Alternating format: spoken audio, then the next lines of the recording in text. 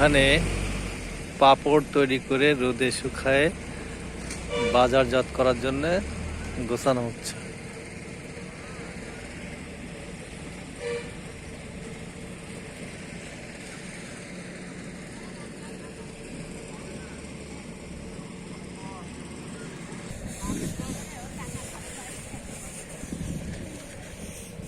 প্রচুর পাপড় রোদে শুকানো হচ্ছে। অনেক লোক কাজ করতেছে এখানে, প্যাকেটিং করে বাজারজাত করা হবে।